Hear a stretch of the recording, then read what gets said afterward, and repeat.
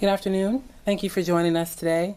I am Lieutenant Colonel Nina Hill from the Office of the Chief of Public Affairs. Today's press conference will focus on the United States Corps of Engineers and their relief efforts in Florida, Puerto Rico, and the U.S. Virgin Islands. Today we have Lieutenant General Todd Semonite. He is the U.S. Army Chief of Engineers and the Commanding General of the U.S. Army Corps of Engineers. General Semonite will give a brief opening statement, and then we'll open up the floor for questions. I'd ask that you please state your name and your affiliate, and then also limit yourself to one question and one follow-up until we've gotten around the room, and then we'll continue to field questions afterwards. Ladies and gentlemen, Lieutenant General Todd Semonite. Well, thanks, Nina, for that introduction. And as Nina said, I am the Chief of Engineers in the Army, and I'm the Commanding General of the Corps of Engineers. I think it's important to point out that I really work under three different authorities, and we talk about these disasters here. I'm really based, our guys are working in all three of them. So we do an awful lot of work for the Department of Defense, okay, as the Corps of Engineers. We also have our specific authorities in the Civil Works mission, which is rivers and harbors and a lot of other missions there, and we'll talk about that on one of the dams we're working. And then we also have very, very specific mission for FEMA. As you know, there are several emergency support functions for FEMA. We provide that function, which is the engineering function, emergency support function number 3. I really can talk about any one of the last 4 storms. We've been going all out for the last 6 weeks. Probably about 2,000 people throughout the Corps of Engineers, with a lot of functions throughout Texas with Harvey, of course with Irma in Florida, Irma when it hit the Virgin Islands, and then when Maria came through, it really hit both the Virgin Islands and it hit Puerto Rico. The other one was Nate that came through and came up through Mississippi, and we did not have a lot of involvement about it. But when you think about the ability of the Department of Defense and FEMA to be able to handle 4 major storms in 6 weeks, I think that's something that is a real compliment to both of the agencies, because you're able to not only take care of the storm you're working right now, but be able to look forward at that next storm and to be able to predict and have the right teams to be able to react. If there was 2 messages I would want to tell you that would clearly be something that I learned in all these. I've been on the ground several times in all these different operations. I think it's the word passion and urgency. And I'll tell you that, first of all, from the people that I see on the ground. I mean, I went into the backside of Harvey when we saw people down there flooded out in Buffalo Bio, and I looked in their eyes and I saw the challenge of how could they get their lives back together. And they definitely had a passion to try to continue to get back to a way of normal, but they also wanted an urgency from the federal government. I think probably what hit me the most, last week I was in Puerto Rico. We're doing blue roofs. I'll talk about that in a minute. And I went down to a house. We had to work our way down through the debris to get down into Maurice's house. Maurice was an E6 in the Army, and he since got out, and he was in there trying to cook breakfast in his house, but he had no roof. And so we had a contractor crew that came up and put plywood on top of that and a blue roof to cover over his area. And when Maurice came out and talked to my guys and the contracts that were working at, again, same thing. He had a passion to continue to try to get back to normal, but he also had an urgency. And this is something that, as I look at the people that have been affected there, it's where we're all in. Whatever we can do, we're continuing to go as fast as we possibly can. The other end of that dimension, though, which is just as important, is the passion and the urgency I see here in Washington, D.C., to continue to be able to try to get these people back to normal. I was in the White House 2 hours ago, and I saw that from the members of the cabinet who are fully committed to be able to continue to commit the resources needed to be able to do what we needed to do. Several times I've been in the Department of Defense, OSD, the Secretary, the deputies, continuing to be able to push us along with NORTHCOM, the Defense Logistics Agency, to be able to step up where need be, to be able to ask, what else can we possibly do to go forward? And then on several of these storms, General Milley, the Chief of Staff of the Army, 5 o'clock for many, many nights in a row, had the entire Army staff in there to try to figure out how can we as the Army continue to step up to do what we need to do to be able to help these people out there. And I'll talk a little bit about more of the support that we've gotten from DLA and the JFLIC team, Lieutenant General Jeff Buchanan and his team down on the ground. So when we come into these disasters, we normally do 5 major functions. And we've got an infographic on the side here, and I can certainly answer questions about any of them. I'm going to end with the electricity because that's probably what's most important. We basically have done these 5 functions in all 4 of the big areas. But the ones that I just kind of want to highlight them, first of all, ports. We do have authorities under our Civil Works Authority. Almost every one of these disasters took out several of the ports, sometimes 14 or 15 ports. You've got to be able to get logistics into these areas to get supplies back in. So whether it was Texas, Florida, Virgin Islands, or Puerto Rico, how do we come in the day after the storm, survey those storms, and survey those ports, and be able to get dredges and barges in there to be able to continue to get materials in and out. Working hand by hand with the Coast Guard, who's instrumental in doing that, but a significant port mission we can certainly talk about during questions if you want. Next big mission is debris. So an awful lot of trees that are down. Puerto Rico and Virgin Islands is where we probably saw the biggest deal of debris. So we come in with big contractors that we already have on contract ahead of time, and then we go back out and we immediately start picking up debris on the sides of the roads and putting them in large trucks. We take it to a special area, and we're able to get it out of the road so people have mobility. It's not just the vegetation debris, it's also debris that's in people's houses. So we actually sort it. We have places for refrigerators, we have places for old mattresses, hazardous waste. Our contractors, we tell everybody to put it out on the side of the road. The contractor comes by, he picks up that debris, and we get it out of the lane again so people can get back to normal. I think another big mission, which is really picking up traction in Virgin Islands and Puerto Rico, is what we call the Blue Roof Mission. If you have a house, and it actually has to have 50% of the house that is still in a feasible manner there, then we come back in and we will put a blue tarp over the roof. And we have learned that if we can put the tarp on in a couple weeks or a month, then we're able to really continue to be able to protect that house. What we found in Puerto Rico and the Virgin Islands is that a lot of times there was a lot of structural damage to that particular house. So we had to come in and almost rebuild part of the roof structure to be able to get the tarp back up and over. And you can see on the numbers here on some of the things that we've done. I think in Florida, I don't have Florida on this particular infographic, but 7,000 blue roofs in Florida. So the contractor will go right on down the street, take out the blue tarps. And this is just not a regular tarp. This is an engineer that comes in and actually stretches that over, be able to nail it back up under your gutters, and continue to be able to do what we need to do to be able to make things happen. The last big mission I really want to talk about is that there are areas where we have dams and reservoirs and infrastructure in here. So we go back in and we assess that infrastructure. We have programs that if a police station gets wiped out, we can build a temporary building. We can go back in and help get a school up and running. And we also have challenges with the civil works infrastructure. The dam that is down in Puerto Rico is one that you're probably tracking. This is one of the Puerto Rican government dams that basically had an awful lot of water went into it. The water went over the top of the dam, the spillway, and then that spillway basically failed. This is very similar to the dam in Orville. And what happened is so much water coming down that spillway that had not come down in many, many years that the spillway started to break up and crumble. And about the bottom 50% of that spillway basically washed away. The water continued to come over for about 20 days. The challenge is we had a lot of rain, and there was no other way to get that water back out. So we did 2 big things. First of all, came in with a lot of Jersey barriers. These are things like you would protect if you're trying to fence off something. We put in over 500 Jersey barriers into that area, and then what we call these super big sandbags, ones that we deliver from helicopters. This is where the Department of Defense and the National Guard Bureau is invaluable, whether it was the Marines dropping them in, the National Guard, helicopters day after day putting in an awful lot of sandbags, and you can see on the numbers there, but just a massive amount of capability. If we didn't continue to put that level of material in, then the water coming down the spillway would have actually eroded the dam, and we had risk of the dam failing, and a lot of people living downstream from the dam. So we had to stabilize that particular spillway so that it wouldn't erode. And then the other big thing is we brought a lot of pumps in to be able to, and they're now pumping, so that if there is a storm in the next several months, how do we pump that water out so that we don't continue to have that? That whole structure is going to have to be rebuilt. That's something that Congress is going to have to decide what is the capability to be able to do that. But that is a significant challenge on the spillway.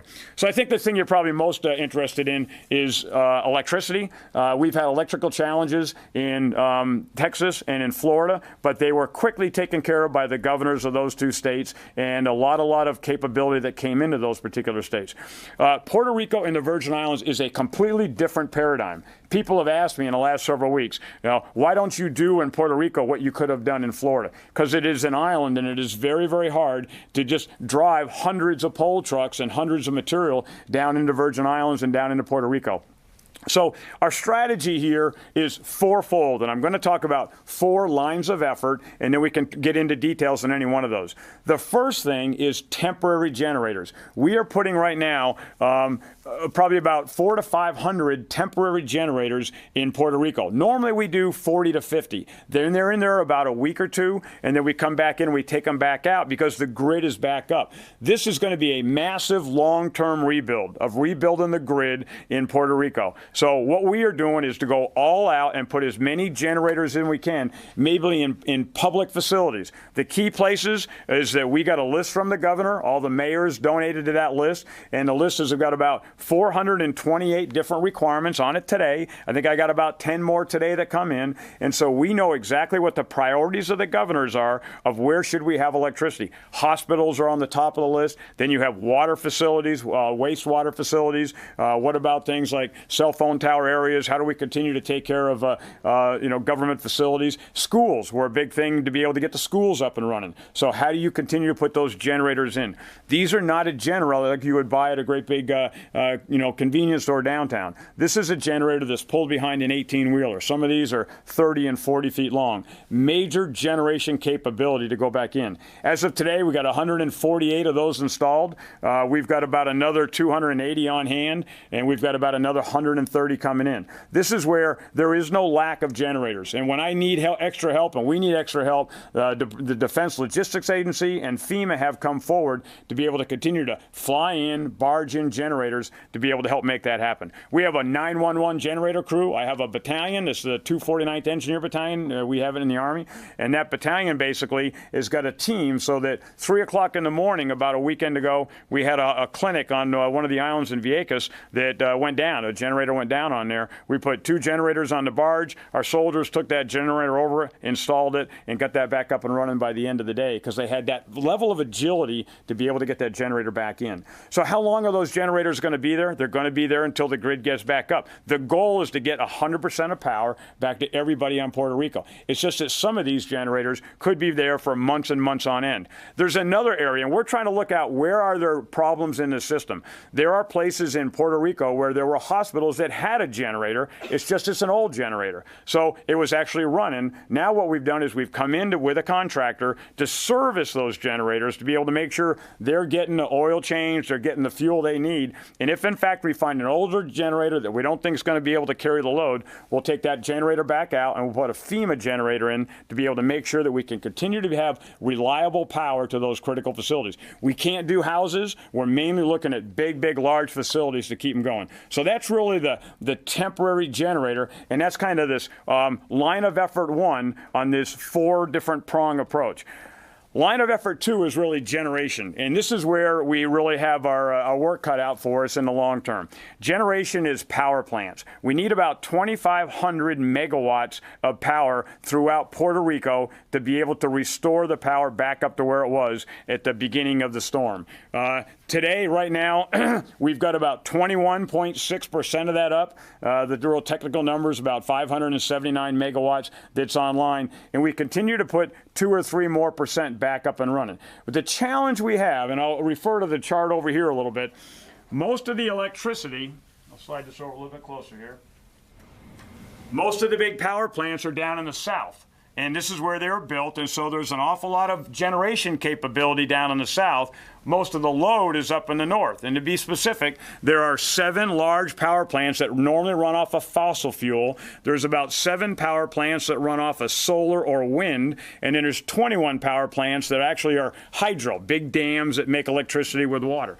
But the majority of that power is down on this south sector, and again, the load is up in San Juan. So the challenge is, how do you continue to get that electricity from south to north? Even if, in fact, all of the power plants are up and running, we would have a generation shortfall. So about a week and a half ago, we cut a contract to a large company to come back in and place a temporary power plant in San Juan. That arrived a week ago. It came off a gigantic barge, and that power plant is being built today and will be up by the end of October. That'll put another 50 megawatts into the grid in what I will call this island of San Juan. It's an island of power because that's where these power plants are, and they're basically around the perimeter of the island. The other problem we have is what's the reliability of the generation that's out there? All we're going to do is to be able to get that generation up to 100%. But the question is that good enough, and how long will that stay? So this is a report, 271 pages long. It was done by an independent firm back in 2016, and it talks about how frail this network is, how frail these generators are. The average age of those 7 fossil fuel power plants is 44 years old. So this is a very, very old system. There's actually one of the power plants up here in San Juan that was actually shut down 7 weeks before the storm because it had massive maintenance challenges. So even when we bring this back up, all we're going to do is to be able to get it up to that given level to have 100% of power. And this is where the bigger question is, what's the long-term plan for Puerto Rico? And I'm going to talk about that when I talk about the end of the 4. So we talked about temporary power. We talked about generation. Now I want to talk about transmission.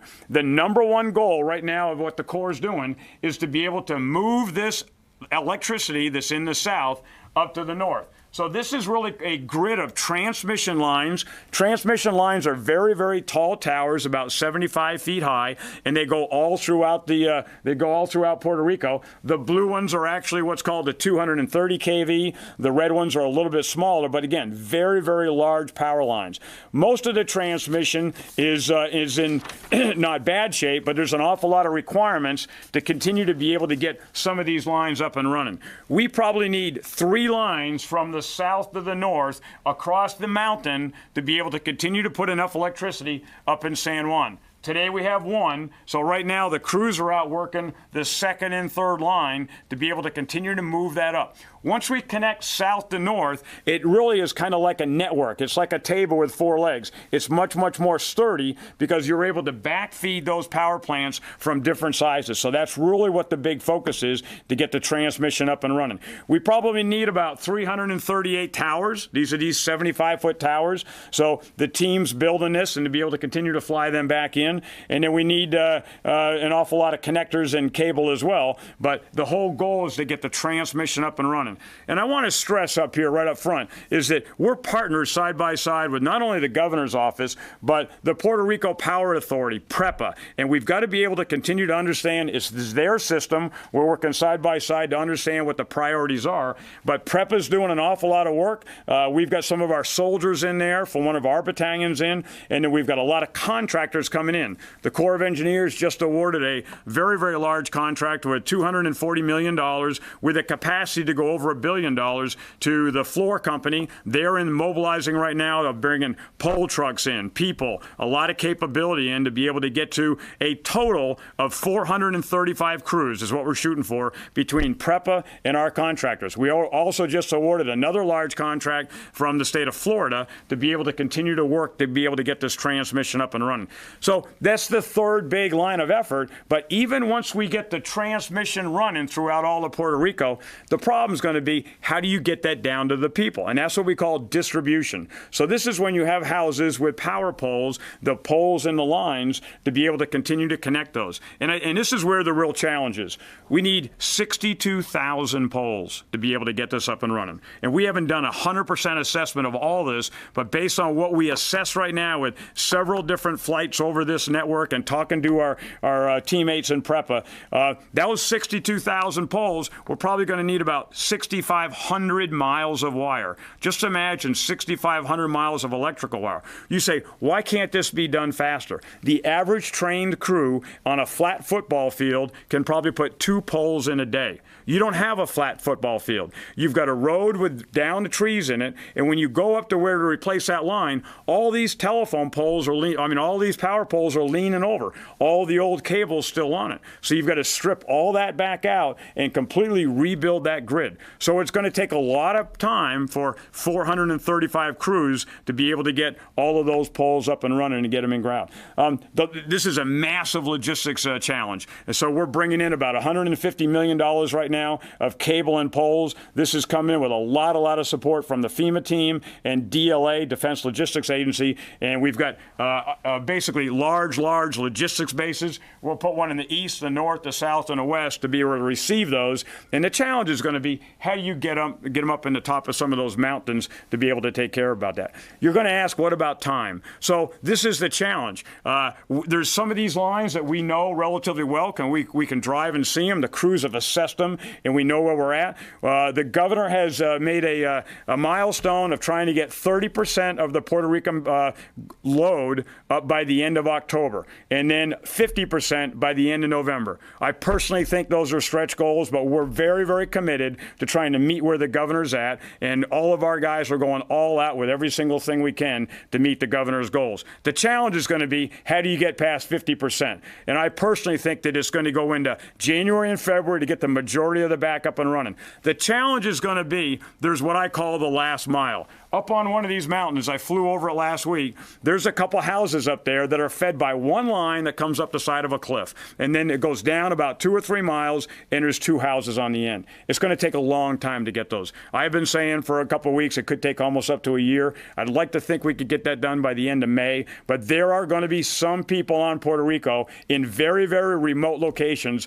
that are going to need power for a long, long time. And so this is where it goes back to this whole idea about passion and urgency. Every single thing we can possibly do, the federal government, FEMA, the Department of Defense is doing to step up, and we're trying to continue to shorten those timelines. I certainly hope that I'm wrong and that we can go an awful lot faster. But what I don't think it is smart to do is to give false hope to those people that are in very, very remote, austere locations that the power is going to be on next week. Because in some of these, it's going to be a hard build. The last thing I'll end with is the most significantly damaged area is really this east end. The distribution out here is almost 100% down. So that's where, while we have other areas that we can come up and run, and we're seeing power on now down in the southwest area. I talked about San Juan, that's up and running. But how do we continue to be able to push that power all the way down to the last house? And I'll just end with this fact that it's where our 2,000 people on the ground, Jeff Buchanan's, his thousands of people that are down there every single day. How do we work as a federal family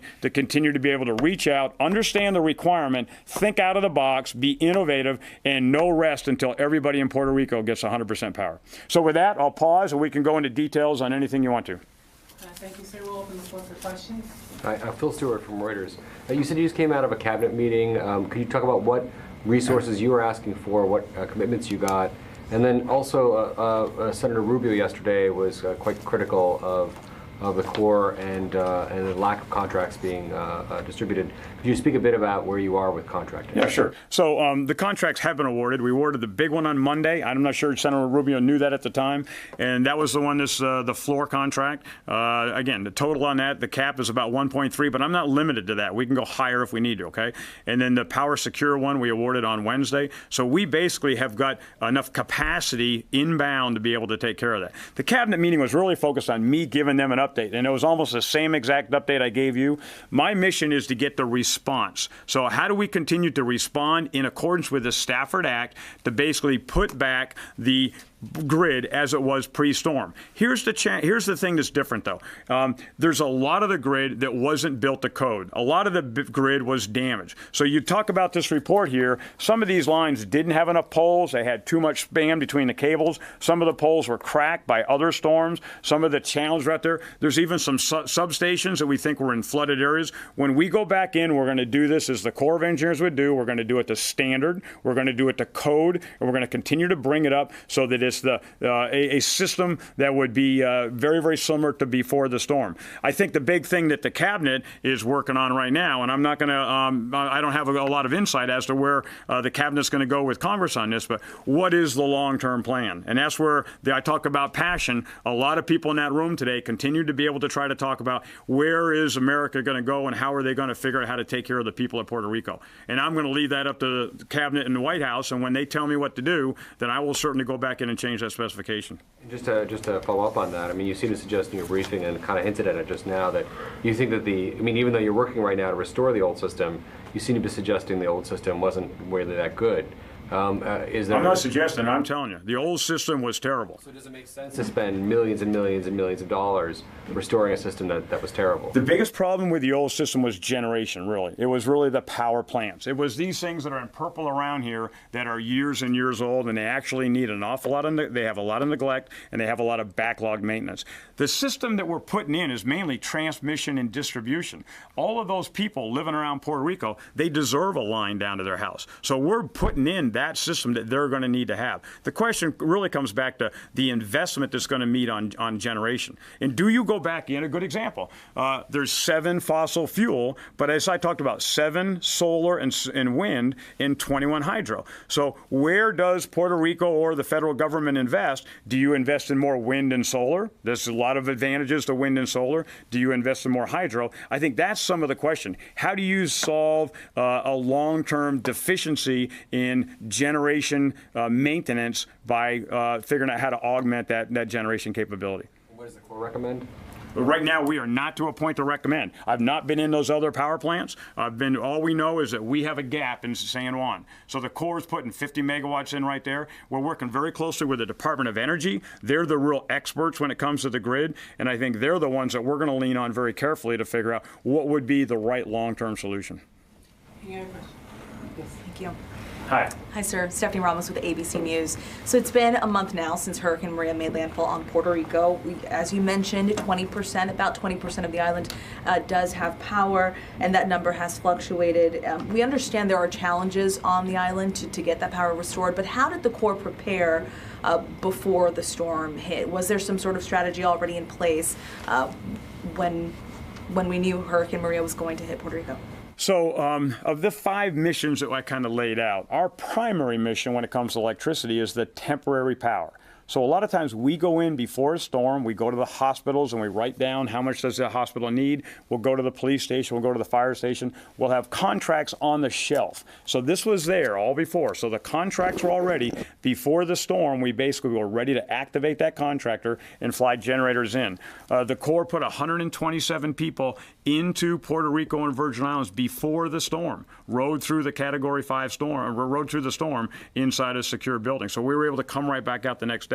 So when it came to things like blue roofs, temporary generators, and all the rest, we had that. I think the thing that neither FEMA nor Puerto Rico nor us understood was the severity of the storm and the magnitude of the destruction when it came to the power grid. So this is where we did not have a contract on the shelf to be able to say rebuild the entire grid. And so it takes a while to do a contract in accordance with all the rules we have. And this is where our contracting guys have been very, very fast and very streamlined. I think the other thing to point out at is that wherever we've had any kind of a challenge, whether it's the FEMA leadership has given us the top cover, the White House to say continue to be able to drive on, we're going to be legal, we're going to be smart, we're going to do things right, but we're going to be very, very aggressive on how fast we can do them. Let me just go back real quick. So in the United States, what happens is there are agreements between all the states. So if Florida has a significant requirement, this is a very complicated thing we can get into, but it's a different agreement between power companies and states, and those agreements and these big power authorities would very easily be driving 300 or 400 or 500 trucks down to that state before the storm or getting them all ready to go. That's the challenge, is that there were not agreements between those power authorities in Puerto Rico here. So this is where it's a little bit different dynamic than what you would see in the rest of the 48 continental states. Yes, sir. Yeah, General, could you please explain some of the figures on the chart over here, like the 922 million in Puerto Rico? What does that refer to? Is that the total spent thus far? Same thing with. So I'll just walk you down real quick. So this is, again, talking about the Corps of Engineers, not talking about the defense missions here. Basically, we have gotten 20, these are Puerto Rico on the left, Virgin Islands on the right, so about a total of 50 missions across the board. We have been tasked to do 922. Sir, that's not all obligated. This is what people have.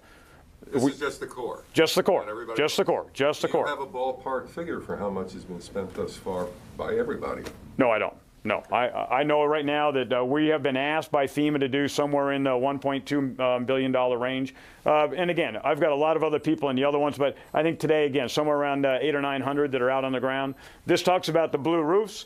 We think we might need up around 5,000. We're at 642 today, so that's about 14%. You'll see we're a little bit higher in Puerto Rico, but the number's a little bit lower. When it comes to temporary power, I talked about generators. We think, again, somewhere around 428. That number does change. We're doing a little bit better here in the Virgin Islands on getting those generators out. The debris management, it looks like we haven't done much, but that's only because we have 6.2 million cubic yards. That's a mass. I think it's 350 Olympic-sized swimming pools that we're going to need to be able to move and to be able to get that out of people's front yards and off the roads. And then mainly, these are some of the assessments that we've done back in some of the facilities. 40% hospitals, 63% airports, 25% water. We've done some schools, and then emergency response facilities. And then this is kind of the grid, which I've already talked through. So, and this is available every day. I certainly would offer you that if you want to go online and find this. FEMA has the same kind of infographic, so you can pull FEMA's, and I know DOD does as well. General, you said earlier you just let a contractor floor $240 million? Yes, sir. Okay. And so that would be on top of the 922. So you're up over $1 billion. No, that's really, well, that 240, the initial task force order is 240 of that 922. It's got the capacity to go to 1.3. It's in the 922. Okay, but you said it might go to 1.3. It might. And this is where, again, and I'll be very, very honest with you, FEMA has not tied our hands. They said if the mission needs to be done and we need to take care of getting people back into order, then this is the money you're allowed to spend. And I have not been told no on what I feel is a valid requirement that we need to spend. And just one other, please. That's okay. Okay. Yeah, one other, please. And I don't know if this is in your lane, but some of the reports from the field about the hospitals, and perhaps that the field hospitals that the U.S. has put in and the Comfort are being underutilized. For instance, 250 beds on the Comfort, and there was one report last night that only 29 of the beds were occupied. Can you explain that? Yes, sir. I can't answer that. I mean, I've got enough worried about electricity, so I mean, I'm sure DOD can give you an answer on that one, and certainly be able to refer back to them on that. Other questions? Yes, ma'am. Could you talk a little bit about the difference from Vieques to the main island in terms of the restoring of electricity? So right now, from a temporary power thing, we think we're okay. It's about the same. We've got generators are out there. We have not seen quite as much damage out there, and I think that's also fed by an underwater line. And so the main question is make sure we've got to test the validity of that line. Is that up and running? Because it's out here on the west, the question is, I mean, on the east, this is where a lot of that damage was. So we're going to work our way out there. And it goes back to, it's just the priorities. So I can certainly follow up and find out where we're at on that. I have not been to Vieques yet to see exactly where we're at on it, but it's one of the things where it's all these priorities, and there's, as much as there's things that are important, everybody deserves the same right to power. So whoever you're living on there, you're just as high on the list, and we're going to be just as committed to get out there and taking care of you. Give me a sense of how much personnel is out in Vieques? I don't know that. I think I've got about a team of about 5 to 10 out there, but it's mainly doing assessments, and then they call forward our guys if they need to be able to bring them back out from Puerto Rico. When we went out the other day, it was about a 3-hour ferry to bring generators back and forth, and then if there's a requirement, I'll just keep our people out there on the island. Am I oversimplifying then to assume that Vieques could see a slower sort of return to normalcy in terms of electricity, given the focus on the main island? I think we have enough contractors to continue to be able to bring everybody up about the same. We don't want to focus on just one community or another. How do you somehow be able to make, because I mean, it really goes back to bringing everybody back to the same place. And so we'll take a look at it. If I think that for some reason we aren't putting enough capability out there, then we'll continue to change and be flexible. And I think that's the point. We want a flexible plan. If the governor comes back in and gives us different priorities, or I get different priorities from FEMA tomorrow, we're able to adapt. I don't want to do work twice, but we've got to be able to continue to be flexible here as to how we can step up and be able to respond. We have time for one more question. Yes, sir. Sir, thank you for your candor in saying how the system was terrible to begin with and that you're restoring it. You say that there's going to be a next level after that. Is the Corps going to be responsible for that, or is this private enterprise that's going to have to assume the next step, or is that a government decision? I think it's too early to tell. The Corps mainly works its CORE functions. We don't normally come in and rebuild an entire grid. So this is something where the Department of Energy, if they have that capability to do that through a commercial capability, they certainly can. We're able to respond, though, and if needed, we'll certainly step up. It depends on what FEMA and DOD needs us to do. Right now, we are all trying to go all out to get to 100% power, and I'll be honest, we've got a lot of work to do in the next several months. What happens after that is really going to go back to what the President and Congress are going to do as the long-term rebuild. And if I may, sorry, Steph. Yeah. I know it's fine. We both work at the same organization. My apologies. If I could, going back to her earlier question about what could have been done before, yeah. As a lesson learned, is it possible that in the future you may pre-position or leave behind some of these 500 generators, large generators, in place to facilitate, coming hurricane seasons in the next decade? So, I mean, we learned an awful lot from Sandy. We learned a lot from Matthew. We continue to have teams that we built. We change our doctrine all the time. One of the things that gets to be tough, though, is having an awful lot of equipment, especially equipment that needs maintenance, sitting in great big yards. So the question is, if you don't know where the storm's going to come, I mean, this could very easily have hit anywhere else. Think about how, like Matthew, a lot of times bounced all the way up the side. So every state can't have 500 generators sitting in the yard. I think what we're able to do now is we're able to stay ahead of getting the people in first to put the generators in, and we're able to fly the generators in fast enough. So the generator, I have nobody waiting for generators. I guess that's what I'm saying. The system is agile enough to be able to get generators in fast enough. FEMA does have stockages of them, so they're able to get them in very, very quick. But I think this is one of the things we're looking at. I've got a senior leader meeting in a couple months where we're going to do a big after action review to say, what could we have learned here? Could we have done blue roofs faster? What else could we have done with water or something else? And I think that's what all of the federal government has to do. You can't be satisfied with where we're at. I'm not satisfied where we're at right now. I'd love to be able to say we could bring these timelines and make them a lot quicker. So how could we figure out, do you prepo more? Do you have more contracts on the shelf?